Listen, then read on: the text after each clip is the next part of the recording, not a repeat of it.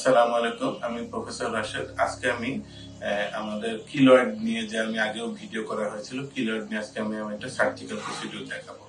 Keloid কিন্তু আপনাদের আমার আগের ভিডিওতেও দেখে নিতে পারবেন। কিলয়েড অনেক ধরনের হয়ে থাকে এবং কিলয়েড শরীরে বিভিন্ন জায়গায় হয়ে থাকে। আপনারা অলরেডি জানেন যে কিলয়েড হলো একটি উঁচু গ্রোথ বা চামড়ার একটি উঁচু অংশ, যেটা গোটা হয়ে যায়, অনেক সময় চুলকায়, অনেক সময় ব্যথা করে। আজকে আমরা যে কিলয়েডটা দেখাবো, কিলয়েডটা আসলে সাধারণত ইস্টার্নাল রিজনে বা বুকের আপার চেস্টের দিকে হয়ে থাকে। এই কিলয়েডের সংখ্যাটা বেশ বড় পরিমাণ হয়ে গেছে। এটা নর্মাল কিলয়েডের তুলনায় অনেকটা বড়। এটা দেখা যায় ট্র্যাডিশনাল বিভিন্ন চিকিৎসা, যেটা আমাদের অনেক সময় দেখা যায় বিভিন্ন ট্যাবলেট, ইনজেকশন, অনেক সময় বিভিন্ন সার্জনরা পুরো কিলয়েড এক্সিশন করে ফেলেন। এটা কোনোটাই কিন্তু আসলে চিকিৎসা নয়। আমরা ডার্মাটো সার্জনরা বিভিন্ন ধরনের চিকিৎসা করে থাকি, সেটা যেমন ইনজেকশন দেওয়া থাকে, ইনজেকশনের বিভিন্ন কম্বিনেশন দেওয়া থাকে, অনেক সময় ক্রায়ো সার্জারি করা থাকে, বা অনেক সময় বিভিন্ন কম্বিনেশন থেরাপি থাকে, এমনকি লেজারও করা হয়ে থাকে। তবে বিভিন্ন ধরনের সার্জারি করার পরেও কিন্তু অনেক ধরনের রেসপন্স স্লো হয়ে থাকে। এই জন্য যত দিন যাচ্ছে বিভিন্ন গবেষণা হচ্ছে, নতুন নতুন ট্রিটমেন্ট আবিষ্কার হচ্ছে। এখন পর্যন্ত যত ধরনের কিলয়েডের সার্জারি হচ্ছে, তার মধ্যে একটা one of the latest treatment হচ্ছে ইন্ট্রালেশনাল ক্রায়ো সার্জারি। যেটা ইন্টারন্যাশনাল ক্রায়ো সার্জারি দিয়ে আমি আমার এই রোগীটাকে কিভাবে ক্রায়ো সার্জারি করা হয়, যেটা একটা নতুনতম টেকনিক, সেই টেকনিকটাকে আজকে আমি একটু আমার রোগীদের সামনে একটু শো করবো।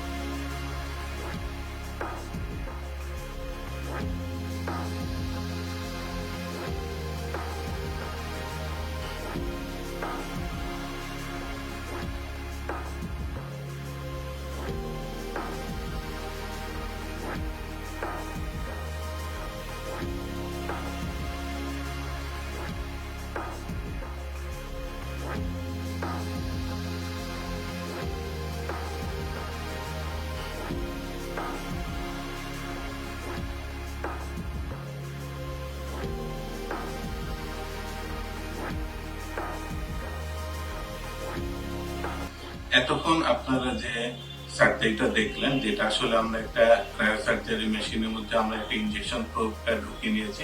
পরে ইনজেকশনটা ওই লোকাল যে কিলয়েডের মধ্যে আমরা পেনিট্রেট করে, তারপরে এখানে আমরা টপিক্যাল যে আমরা cryo surgery liquid nitrogen gas সেটা স্প্রে করে থাকি। এটা একটু টেকনিক্যাল হ্যান্ড প্রয়োজন, এবং একই সঙ্গে এটার জন্য খুব সফিস্টিকেটেড সার্জারি প্রয়োজন এবং এক্সপেরিয়েন্স প্রয়োজন।